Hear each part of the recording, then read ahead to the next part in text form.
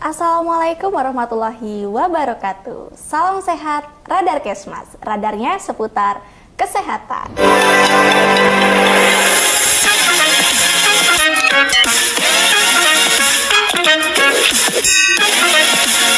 Halo warga Unusa, selamat datang di podcast HMKM Unusa. Pada podcast kali ini ditemani dengan saya yang berkesempatan menjadi host podcast Radar Kesmas HMKM Unusa. Nah, di episode kali ini kita bakalan ngobrol santai tapi serius, tapi tentang topik World Tobacco Asia 2025. Nah, ngomong-ngomong soal WTA nih, bukan soal pameran industri tembakau, tapi juga bagaimana kita sebagai Gen Z ngelihat sisi lain dari tren rokok modern, yaitu seperti vape, pot, rokok elektrik yang katanya tuh lebih aman. Bener nggak sih? Nah, hari ini sudah ada dua narasumber kece nih dari mahasiswa kesehatan masyarakat Unusa dan sekaligus pengurus ISKMKMI wilayah 3. Nah, siapa ya? Jadi langsung saja untuk dua narasumber saya untuk memperkenalkan diri dari angkatan, jabatan, dan di SMKMI wilayah 3. Mungkin dari narasumber pertama, silahkan. Oke, terima kasih. Halo semuanya. Perkenalkan, nama saya Nabila Alia Rahma, biasa dipanggil Nabila atau Alia. Saya mahasiswa semester 5 angkatan 2023. Saya aktif di kepengurusan ISMKMI di divisi Badan Khusus Tembakau Kontrol Wilayah 3. Mungkin bisa dilanjut ke kakak sebelah. Oke, halo penonton dari Kesmas. Perkenalkan, saya Angelita Dimas Junior, biasa dipanggil Angel. Saya saat ini aktif sebagai mahasiswi semester 7 angkatan 2022 prodi S1 Kesehatan Masyarakat, dan saat di SMKMI saya sempat menjalankan 2 periode, di mana saat periode 2023 saya menjabat sebagai divisi keuangan, dan juga di tahun kemarin saya menjabat sebagai wakil koordinator daerah ISMKMI Jawa Timur, dan sekarang sudah demisioner. Wah, baik. Jadi mungkin dari narasumber 1 dan 2 ini sudah berkesinambungan gitu ya Kak ya di dalam World Asia Tobacco ini.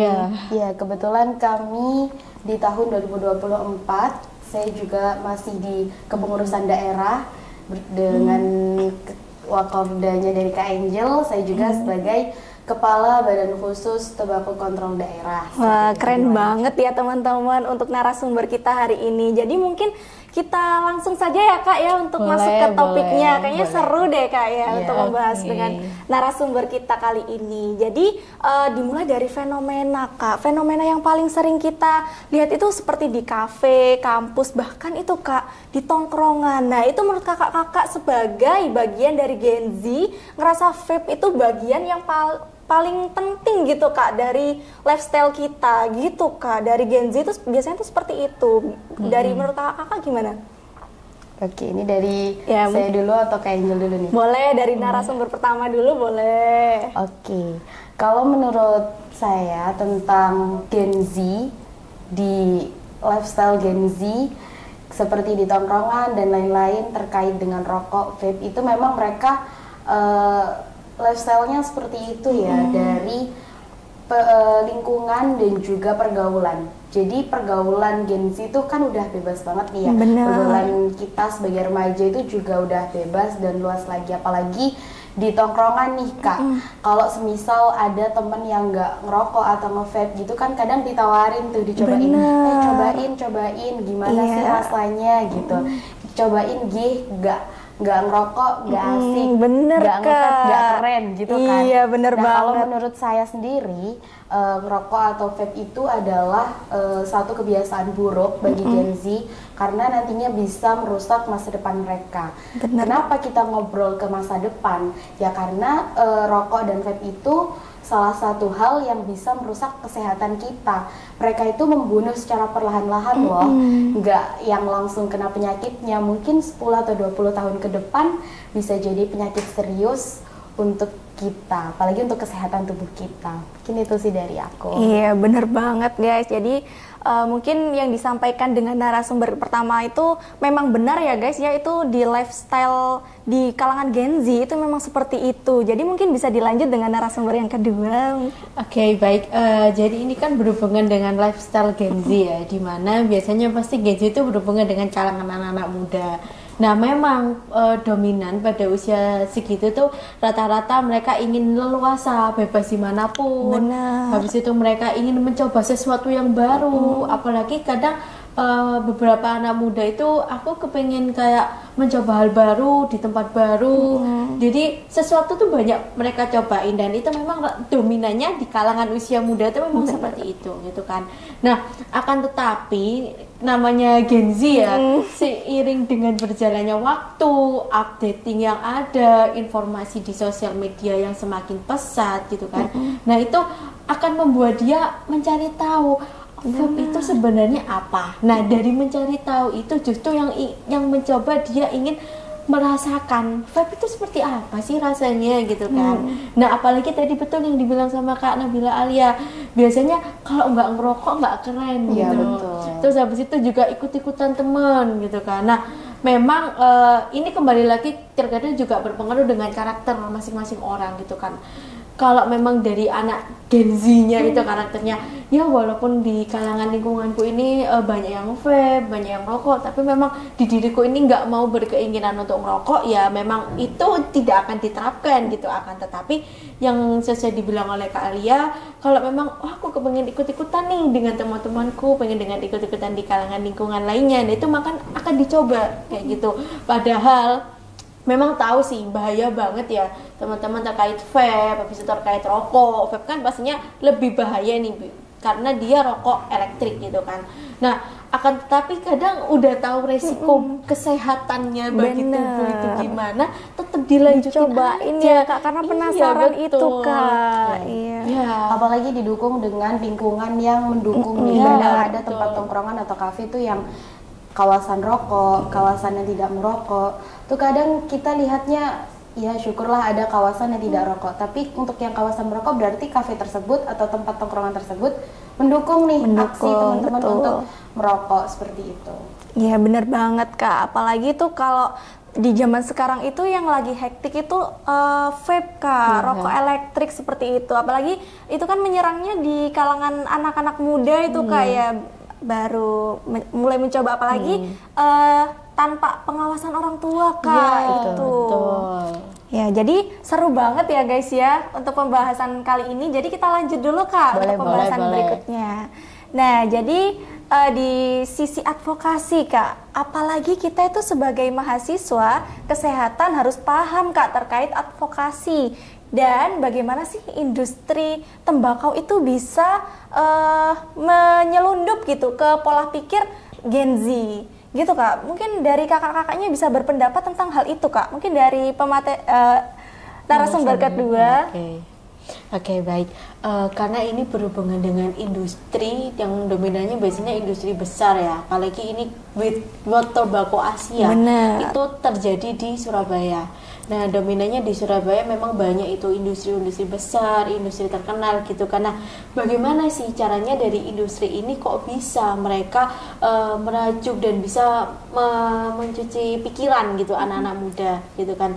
Nah, ini juga bisa kembali ke masing-masing dari individunya itu tadi. Karena kan memang dominannya di usia muda, terutama Gen Z ini kan mudah banget ya. Bener, namanya Kak. terpengaruh, Bener ikut-ikutan, apalagi yang tadi sesuai terkait dia ingin mencoba hal baru gitu kan. Nah, caranya gimana mereka yang para sudah berpengalaman itu mencoba untuk kayak membilangi ke kita bahwa ini loh rokok vape itu enak gitu, jadi supaya lebih tepatnya kayak lebih merayu kita gitu, lebih merayu kita supaya kita ingin mencobanya, supaya kita lebih kecanduan gitu kan. Padahal sekali kita mencoba vape ataupun rokok itu kan pasti ada zat nikotin ya. Benar. Nah, ketika ada zat nikotin itu pastinya ada kandungannya ingin kecanduan. Ketagihan itu ya betul. Kak ya.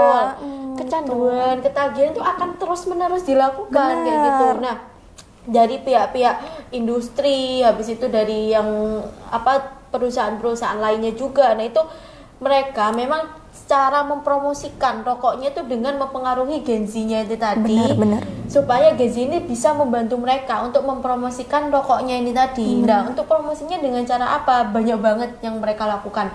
Bisa dengan cara sosial media atau dengan promosi, baik itu promosi melalui datang langsung atau melalui HP, sosmed-sosmed yang lainnya, itu juga pengaruh. Yang penting intinya di sini tuh adalah dari Gen Z sendiri tuh harus mencoba merasakan gitu. Apalagi nih yang terkait vape itu kan banyak banget ya varian rasanya ya. Nah, dari banyak varian rasa tuh justru malah orang-orang tuh ingin mencoba gitu loh, dari rasa ini ke rasa ini gitu. Semakin mereka mengeluarkan varian-varian rasa baru, maka akan semakin terus untuk mencoba. Seperti itu. Ya betul nih. Ngomong-ngomong soal rasa-rasa benar. Jadi memang tembakau, industri tembakau nih nyasarnya itu kan di sasarannya tuh Gen Z ya. Bener, jadi mereka itu buat inovasi-inovasi yang dimana Gen Z tuh pasti bakal suka nih. Contohnya kalau di vape kan ada rasa-rasanya nih kan. Kalau di rokok tuh juga ada rasa-rasanya loh. Oh iya Kak. Iya betul. Jadi di beberapa merek rokok ada itu saya pernah lihat ya di iklan lah ya, itu kan iklannya tersebar banyak. Itu di beberapa industri rokok mereknya itu ada rasa-rasanya, ada rasa melon, anggur, bubble gum atau coklat gitu. Nah rasanya tuh di mana Kak? Kalau putung rokok itu kan panjang gitu ya, di ujungnya. Di kapasnya itu ya Kak ya, betul. Di kapasnya itu dia ada kayak semacam bola kecil gitu. Berarti yang bagian hirupnya iya betul. Nah itu nanti kalau katanya tuh diputus diginiin, jadi dipencet gitu, dia tuh bakal ngeluarin aroma. Oh jadi gitu. Itu yang dirasa, itu yang dihirup. Benar ya, baru tahu banget nih. Nah itu yang bikin Gen Z semakin suka tuh dengan rokok. Apalagi baunya tuh Kak udah nggak kayak rokok lagi. Jadi baunya itu udah, biasanya kan aroma tembakau tuh kuat banget ya Kak ya. Itu asapnya itu juga bau-bauan. Oh gitu. Bau seperti rasanya. Jadi rasa melon itu ada baunya, bau melon, bau coklat. Bagi sebagian orang yang biasa kan kadang orang itu ada yang sensitif, termasuk saya. Benar. Saya sendiri tuh sensitif banget dengan bau rokok. Tapi kalau udah bau kayak gitu, udah beda, udah nggak kayak rokok lagi. Udah kayak bau melon nih. Nah itu juga salah satu cara industri tembakau itu mengembangkan inovasinya buat teman-teman Gen Z itu biar makin suka sama rokok. Cara penyelundupannya itu salah satunya kayak gitu. Jadi makin banyak inovasi-inovasinya itu kayak rokok elektrik tadi. Iya, itu bahaya banget ya guys. Apalagi asapnya itu ya Kak ya, walaupun asapnya itu baunya anggur dan lain sebagainya, tapi itu bahaya banget. Iya, karena kita tetap mengandung nikotin. Bener. Dan apalagi kalau kita lihat teman-teman yang rokok itu kan nggak tahu, kadang nggak tahu tempat ya, di tempat umum kan ada ibu-ibu, ada anak kecil, bahkan ada teman-teman yang sebenarnya mereka bukan perokok aktif, jadi perokok pasif ya Kak, iya. asapnya. Karena kena dampaknya itu tadi ya Kak ya. Nah ngomong-ngomong soal dampak nih Kak, jadi Gen Z itu juga bilang kan nggak separah rokok biasa gitu Kak. Iya kan, jadi iya benar. Itu gimana Kak menurut kakak-kakak nih? Kalau menurut saya nih ya, kalau ngomongin soal dampak rokok itu kan tembakau ya, tembakau itu kan mengandung nikotin yang bisa merusak salah satu sistem pernafasan kita, terutama paru-paru. Jadi meskipun itu entah rokok biasa, rokok elektrik, vape pot dan lain-lain, itu mereka kan tetap mengandung nikotin dan asapnya tuh yang bikin di paru-paru itu jadi nggak sehat. Bayangin aja nih, paru-paru kita yang awalnya bersih, putih, setelah terpapar asap rokok bisa jadi hitam dan bener-bener rusak itu paru-paru. Nah, kalau ngomongin dampak, mungkin bagi sebagian orang dampak itu, apalagi bagi orang-orang yang udah ngerokok bertahun-tahun itu pasti aku ngerokok bertahun-tahun tetap sehat, aku ngerokok, aku nge-vape tapi tetap sehat-sehat aja ya. Memang dia tuh silent killer mungkin ya Kak. Gitu. Jadi salah satu penyakitnya nggak kelihatan, Benar. tapi efeknya tuh bakal kerasa di hari tua. Benar Saya bisa bilang gini karena ayah saya sendiri pun sudah mengalaminya gitu, Kak. seperti itu. Jadi dari beliau itu perokok aktif dan sekarang sedang menjalani pengobatan karena sakitnya juga salah satu disebabkan oleh rokok itu tadi ya Kak. Rokoknya dari kecil soalnya. Gitu. Sekarang kan banyak tuh anak-anak yang udah ngerokok, bener kan? Bener. Itu nggak dirasa Kak, dampaknya dari sekarang kan mereka nggak ngerasa sakit, masih biasa-biasa aja. Tapi kita nggak tahu 20 sampai 30, 25 tahun ke depan itu gimana. Ya memang kadang kan ada yang bilang umur nggak ada yang tahu. Bener banget. Tapi kalau kita bisa mencegah ya lebih baik. Bener Kak, benar. Siapa sih yang mau di masa tuanya itu menanggung beban sakit? Siapa sih yang nggak mau kalau di masa tuanya itu bisa hidup sehat? Bener banget. Tapi itu balik lagi ke pilihan ya teman-teman. Jadi kita bisa milih masa tua dengan sehat atau memilih masa tua dengan menanggung beban penyakit. Gitu. Kalau dari Kak Angel mungkin ada. Boleh Kak ditambahin. Oke, tambahin sedikit aja. Jadi hampir udah banyak sih yang dibahas sama Nabila. Cuma ada nih bahasanya bilang gini, vape itu lebih berbahaya daripada rokok gitu katanya. Nah, jadi dengan bahasa seperti itu akhirnya dominan orang-orang itu kadang lebih milih rokok gitu. Tapi memang rokok itu kan kerasanya, aromanya kan memang nggak seenak vape gitu kan. Akan tetapi pada hakikatnya aslinya antara vape dan rokok itu ya sama-sama bahaya. Sama-sama bahaya guys. Gitu. Cuma mereka memang caranya aja, cara satunya dengan manual, yang satunya dengan elektrik gitu kan. Tapi di situ tuh ada kandungan zat nikotin, ada kandungan zat berbahaya itu tadi gitu. Dan juga yang paling penting ya dampaknya itu selain pada mungkin jadi secara psikolog kali ya. Secara psikolog. Nah, selain itu juga berpengaruh pada kesehatan itu, selain berpengaruh pada paru-paru ya, itu juga mengganggu di pikiran kita juga. Oh benar. Karena orang yang sering kecanduan rokok gitu kan, karena di situ kan udah masuk zat nikotin ya. Benar. Selain dia kecanduan, pastinya fokusnya dia dalam berpikir itu akan susah gitu. Gitu ya. Iya betul, karena di situ kan pastinya ada zat-zat yang mempengaruhi pikiran. Benar. Cara kerja otak gitu iya ya, Kak. betul. Habis itu juga dia fokusnya itu mengerjakan sesuatu itu susah. Kurang ya Kak ya itu. Nah, dan dengan kita sering merokok ataupun kita sering nge-vape itu akan menjadi kebiasaan. Benar. Contohnya gini, kalau seumpama nih kita mau makan atau kita mau jajan gitu, nggak enak rasanya kalau nggak ngerokok. Nah, mungkin statement itu lebih tepat habis makan deh Kak. Oh iya. Kan bapak-bapak. Habis makan kalau nggak ngerokok itu kayak nggak enak gitu Kak, katanya tuh seperti itu. Kan Iya.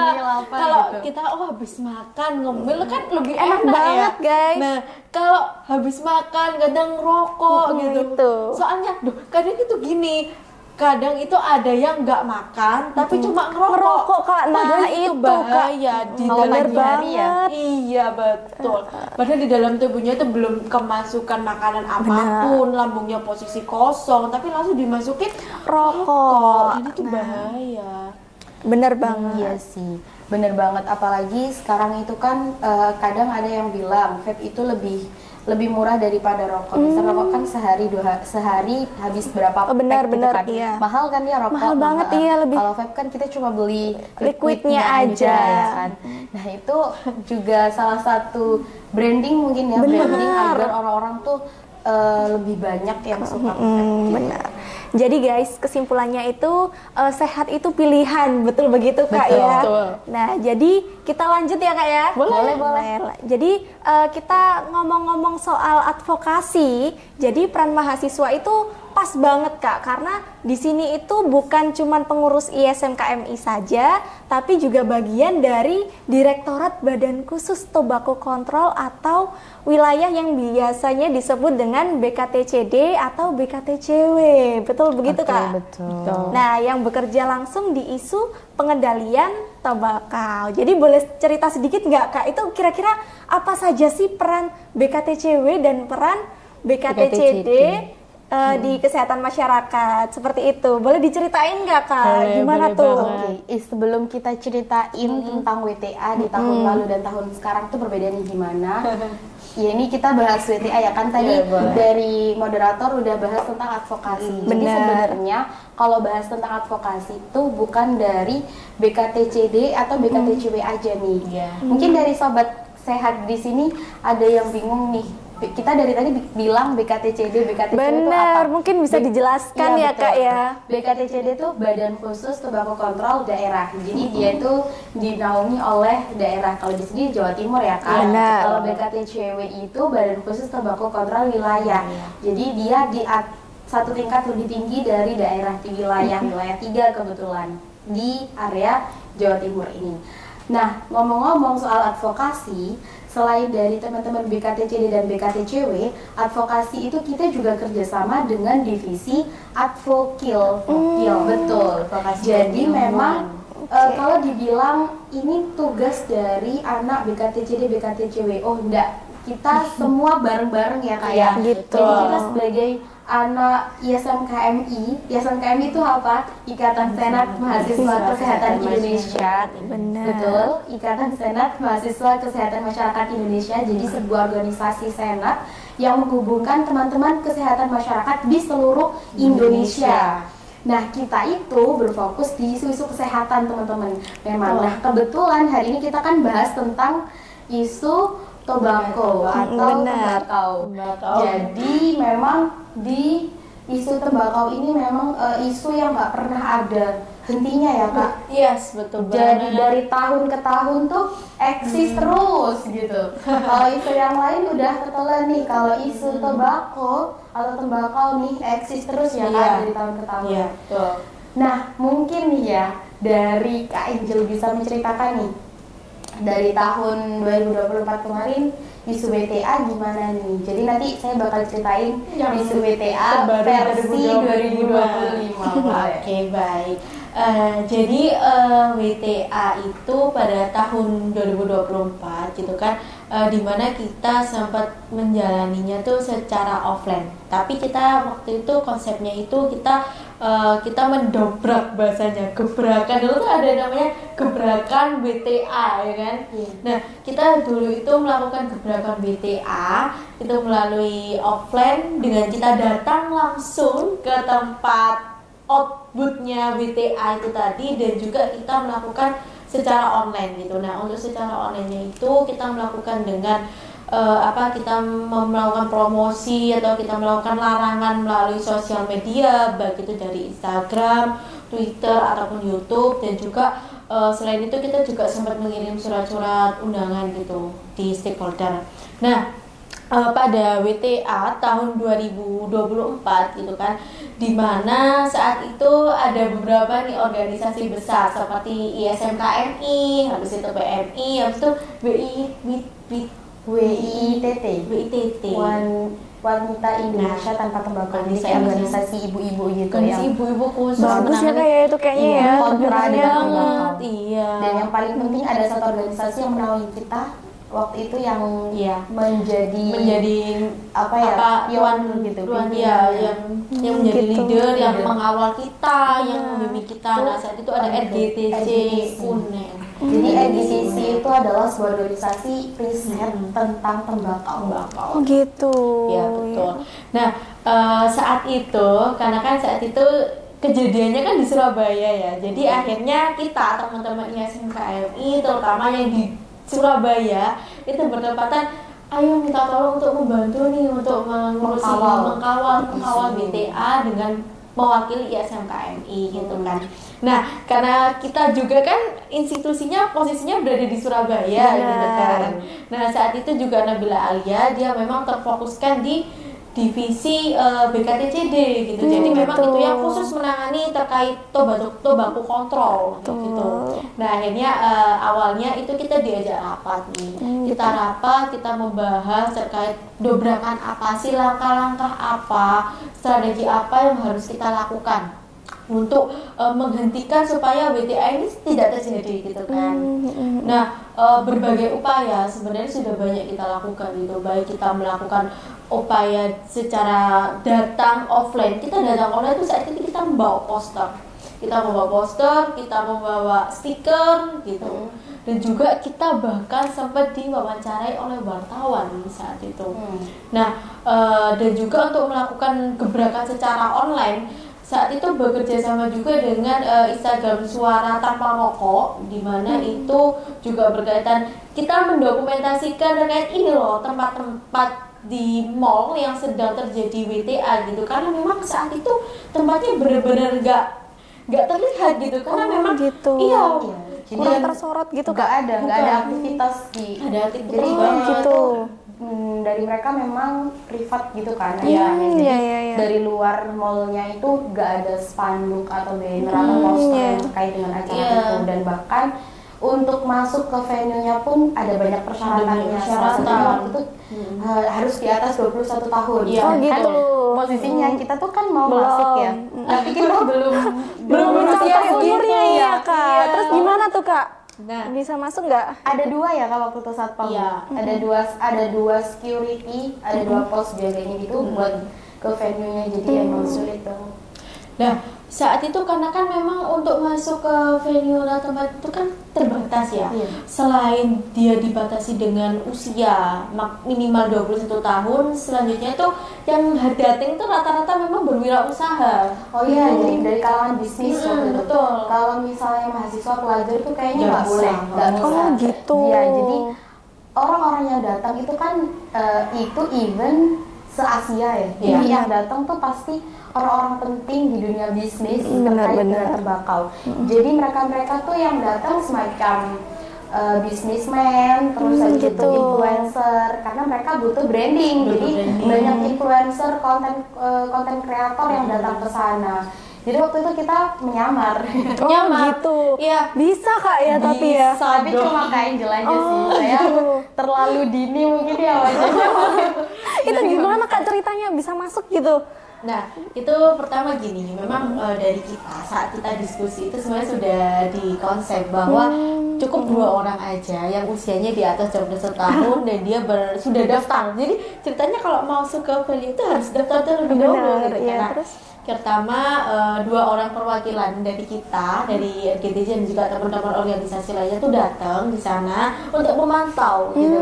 Di situ memantau keadaannya itu seperti apa sih gitu, dan model-model penjualannya yang untuk acara WTA kok bisa Surabaya sebagai tuan rumahnya itu seperti apa. Nah, di situ kita juga mendokumentasikan gitu. Kita sempat melihat di mana saat itu ada ya sempat ada acara formalnya ya, kayak sambutan, habis itu kunjungan setiap boothnya gitu. Bahkan yang paling parahnya nih, ketika kita masuk ke dalam tempat booth itu, kita langsung disambut oleh aroma vape. Gitu. Aroma vape bener-bener memang sangat-sangat tergiur gitu. Karena memang baunya tuh sangat-sangat enak gitu, harum gitu. Nah, semakin karena setiap boothnya itu mereka tuh benar-benar mempromosikan, mengeluarkan berbagai varian terbarunya gitu. Pantesan bootnya tuh nggak sekedar kayak boot kita bazar itu enggak. Boot mereka tuh bagus-bagus. Jadi ada kayak ruangan-ruangan khusus rokoknya. Oh gitu. Iya, kita bisa nyobain vape dengan bebas di situ. Padahal kalau kita lihat ya di mall itu kan juga ada larangan rokok ya, ruangannya ber-AC loh. Iya. Wah, bisa gitu ya Kak ya? Iya, keren. Iya Dan benar. saat itu yang paling parahnya selain bootnya menarik nih ya, satu booth itu kan sudah ada nih yang jual-jualan. Ternyata di dalam booth itu masih ada booth lagi. Hah? Oh, iya. Di dalam booth itu masih ada booth lagi, di mana boothnya di dalam itu khusus orang-orangnya tuh santai buat merokok di sana. Oh, benar. Kayak gitu. Nah, akhirnya setelah perwakilan dari kami sempat hadir di venue-nya itu tadi, akhirnya kembali lagi kita mendiskusikan cara apa yang bisa kita lakukan. Karena saat itu kan kita gebrakannya kan pergerakannya hari pertama ya, hari pertama, sedangkan untuk pelaksanaannya kan selama 2 hari gitu kan. untuk awalnya kita tuh memang rencananya ingin tidak untuk dilaksanakan WTA ini, akan tetapi sebelumnya dari kami sempat mengajukan surat permohonan untuk penghentian WTA ini ke Pemkot Surabaya. Akan tetapi surat yang kami ajukan ini tidak diterima, tidak diterima, dan juga tidak ada feedback gitu. Jadi seperti kayak lalu kita langkah apa yang harus kita lakukan gitu. Akhirnya untuk menghentikan WTA itu juga tidak bisa, karena memang itu acara besar dari Pemkot sendiri itu memang saat itu ya tidak ada respon, tidak ada gebrakan juga, tindakan gitu. Akhirnya ya saat itu berjalan, tetapi kita sempat melakukan gebrakannya tuh lewat online dan juga konversi pers, dan juga saat itu kita diwawancarai wartawan. Gitu keren banget. Jadi setelah tadi itu masuk ke venue, ada 3 orang lagi gitu perwakilan dari SMKMI dan juga IPM. Kita membawa poster, di sana, dan kita saat itu foto di dekatnya eskalator yang mau turun menuju tempat WTA-nya itu tadi gitu. Sempat terhalang, maksudnya kami sempat terhalang karena di sana udah dijaga 2 satpam. Dijaga 2 satpam. Saat satpam pertama itu kita masuk itu nggak ngaku bahwa kita sebagai orang lain, enggak, kita ngakunya bahwa kita ingin membeli kita di sini membeli vape gitu. Keren banget tuh yang di sana. Bahkan ada orang luar negeri tuh datang loh, banyak banget. Berarti sampai segitunya ya Kak ya. Betul. Tapi Kak, jujur peran seperti ini tuh kadang tuh banyak gak disorot gitu Kak. Ya nggak sih Kak, sadar nggak sih dampaknya tuh besar banget buat perilaku masyarakat di Indonesia. Semoga makin banyak ya Kak ya mahasiswa kesehatan ikut berjuang lewat BKTCW ISMKMI ya Kak ya. Nah itu tadi dari WTA tahun berapa Kak? 2024. Nah untuk yang tahun 2025 Kak seperti apa? Oke, untuk tahun ini karena kita lebih prepare ya untuk tahun ini tuh karena di tahun sebelumnya itu kan kita udah tahu nih, udah dikasih info juga bahwa WTN itu juga akan berlangsung di tahun berikutnya. Jadi karena kebetulan tahun ini saya udah nggak di daerah lagi, alhamdulillah saya udah naik di wilayah. Jadi untuk koordinasinya itu udah lebih ke saya mantau gitu. Jadi teman-teman daerah kemarin itu kan di awal bulan apa ya waktu itu? Di sebelum Agustus intinya. Udah lama sih dari anak daerah itu udah bilang kayak, Kak, kita untuk gebrakan WTA di tahun ini bagaimana ya Kak untuk persiapannya. Akhirnya dari saya bilang untuk membicarakan hal ini dengan teman-teman nasional, karena organisasi kita tuh kan berkesinambungan dari nasional, wilayah, dan daerah. Kemudian dari teman-teman BKTCN nasional ini memberikan informasi, udah kita bentuk grup, kita buat prepare ini, kegiatan ini seperti apa. Nah kebetulan dari teman-teman RGTC ini juga sangat support dengan kegiatan ini. Jadi mereka itu suka banget gitu loh kalau kita mengkawal isu ini, mereka juga bakal ikut mengkawal gitu. Benar. Nah kemudian di tahun ini itu saya sempat udah dengar cerita dan juga memantau dari teman-teman daerah itu untuk kegiatan penolakan BTA di tahun ini tuh ada beberapa kegiatan. Salah satunya yang pertama udah kita laksanain di awal Oktober kemarin, di akhir November, akhir September dan awal Oktober itu kegiatan kita itu di media sosial. Jadi penolakan WTA kita lakuin di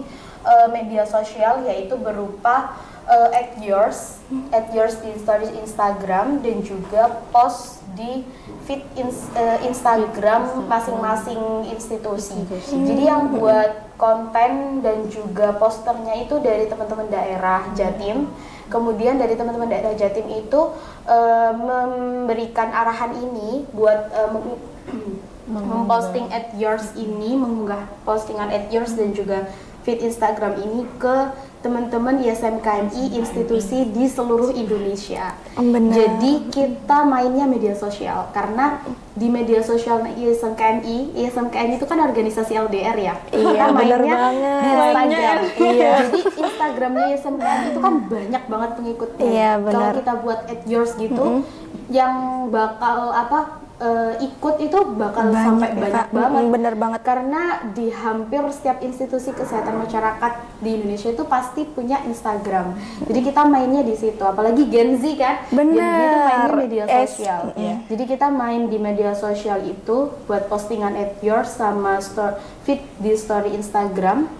Kemudian selanjutnya dari BKTCD Jatim itu juga bekerja sama dengan divisi advokasi. Jadi di bagian advokasinya itu teman-teman membuat audiensi dengan pemerintahan.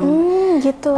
Jadi dari audiensi pemerintahan ini memang bantuan juga dari teman-teman nasional dan wilayah dan juga dari teman-teman dari divisi.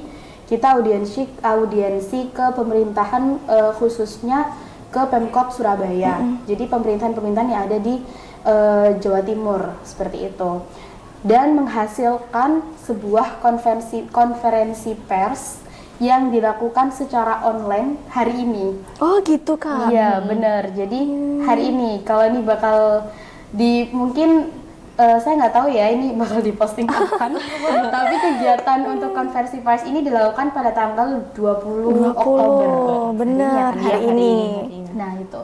Dari konversi pers itu niatnya dari teman-teman tadi itu mengundang yang pertama nih dari Gubernur Jawa Timur. Wah keren banget. Dari Gubernur, dari Pemkot, dari Kemenkes juga, dari banyaklah lini-lini pemerintahan yang sekiranya di bidang kesehatan seperti itu. Dari Kapolda juga diundang untuk mengikuti konversi pers ini. Kemudian dari konversi pers ini yang menjadi tujuan atau keinginan kita itu adalah kita menyampaikan aspirasi dan juga keresahan kita kepada pemimpin di pemerintahan tersebut, dengan tujuan agar suara kita itu bisa didengar. Benar. Kalau Gen Z kan biasanya akhir-akhir ini kita udah sering banget dengar kata-kata demo kan. Benar. Ya. Demo itu udah nggak asing lagi, dan kita sebagai teman-teman ISMKMI kita demonya secara bijak, secara bijak ya, pakai Meet, dan kita menyuarakan beberapa pendapat kita, dan kita menyampaikan bahwa isu-isu ini tuh harus terus dikawal, apalagi benar. Di Surabaya ini kan beberapa tahun yang lalu mendapat nominasi menjadi kota layak anak. Benar, iya. Kalau kita dapat nominasi tersebut, kemudian kita juga melaksanakan kegiatan WTA ini, ya gimana dong? Gitu loh. Kayak nggak sinkron aja. Apalagi di beberapa daerah itu menolak untuk kegiatan WTA ini. Salah satunya di Bali. Bali itu menolak untuk pelaksanaan WTA ini. Tapi memang sih isu-isu tentang tembakau ini nggak di Surabaya aja dan nggak tentang WTA aja. Tapi di beberapa daerah, kan saya di wilayah ya, itu juga mengawal beberapa isu. Salah satunya isu zat adiktif di NTT. Kemudian di Jawa Tengah itu juga ada semacam event vape itu semacam WTA gitu. Ada juga. Kemudian di Jakarta Raya beberapa bulan yang lalu juga ada event vape fire di Jakarta. Apalagi Jakarta kan salah satu kota terbesar, kota panutan di Indonesia. Tapi nyatanya mereka masih pro dengan teman-teman tembakau vape dan sejenisnya seperti itu. Jadi itu memang hal-hal yang cukup miris di kalangan kita sebagai teman-teman kesehatan ya. Kita yang berkecimpung di dunia kesehatan itu salah satu hal yang miris. Tapi semoga saja meskipun langkah kita ini bisa dibilang langkah kecil ya Kak, masih ada langkah-langkah besar lainnya. Tapi setidaknya semoga bisa mewakili dan menggugah pikiran dari para pemimpin. Karena memang pada dasarnya mencegah itu kan lebih baik ya daripada kita harus mengobati sakit. Iya betul. Seperti itu ya Kak mungkin. Jadi kurang lebihnya di kita sebagai mahasiswa itu kita menyarankan lebih baik itu mencegah ya Kak ya daripada mengobati. Tentu. Seperti itu. Karena kita anak kesehatan masyarakat. Benar Promotif dan preventif ya. Ya. Baik, sebelum kita akhiri pada podcast hari ini, saya ucapkan terima kasih Kak kepada Kak Nabila dan Kak Angel sama-sama. Sudah meluangkan waktunya dan berbagi ilmu kepada kita semua. Jadi mungkin terakhir ya Kak, mungkin dari closing statement terlebih dahulu dari Kak Angel terlebih dahulu. Baik, karena ini terutama nih ya buat para Gen Z dan juga semua kalangan baik usia muda, dewasa, tua dan lain-lain, ingat jangan menormalisasikan vape dan rokok itu sebagai kebiasaan yang harus dikonsumsi dan harus dipakai sehari-hari gitu. Terutama ini terfokuskan juga buat Gen Z, dari kita sebagai Gen Z ya, walaupun kita di kalangan usia muda, kita harus punya prinsip di hidup kita. Habis itu kita juga lebih sayangi dan cintai diri kita sendiri. Kita harus lebih peduli terhadap kesehatan. Karena kalau kita lebih peduli terhadap kesehatan, maka kita juga bisa menyayangi orang-orang di sekitar kita gitu. Dan juga harapannya nih ya, semoga kasus WTA ini tidak terus berkelanjutan di tahun ke tahun gitu. Nah, terus habis itu dengan adanya WTA ini cukup dijadikan sebagai pembelajaran dan evaluasi bagi kita semua, terutama para Gen Z dan juga untuk para pemerintah gitu kan, supaya bisa untuk memperketat dan diawasi lagi nih. Dan bener banget ya, dan kalau bisa sih jangan posisi di Surabaya aja ya, harusnya di seluruh Indonesia terkait jangan dong. Gak apa-apa, karena kayak gitu kan ibaratnya masuknya kan dari luar negeri dan ke Indonesia. Nah itu kalau bisa sih dibatasi supaya nanti nggak menyebar gitu terkait jual belinya, konsumsinya dan lain-lain seperti itu. Kalau dari saya, untuk teman-teman sobat sehat semuanya di sana, kita sebagai Gen Z harus bijak dalam menentukan pilihan hidup kita. Karena pilihan hidup adalah dari diri kita sendiri. Sehat juga untuk diri kita sendiri, sakit juga untuk diri kita sendiri. Jadi untuk teman-teman Gen Z di luar sana, kalau memang dari kalian itu sulit banget untuk menghentikan pemakaian rokok atau vape, ingat keluarga, ingat masa depan kalian, karena masa tua tanpa sakit adalah impian untuk semua orang. Benar banget. Itu dari saya. Ya, mungkin terima kasih Kak untuk closing statementnya yang sangat luar biasa.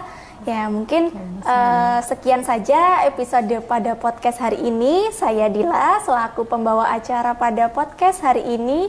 Saya pamit undur diri, kurang lebihnya mohon maaf. Saya ucapkan terima kasih. Dan buat teman-teman nih, jangan lupa like, komen, dan subscribe. Dan sampai jumpa di episode selanjutnya. Radar Kesmas, radarnya seputar kesehatan. Wassalamualaikum warahmatullahi wabarakatuh.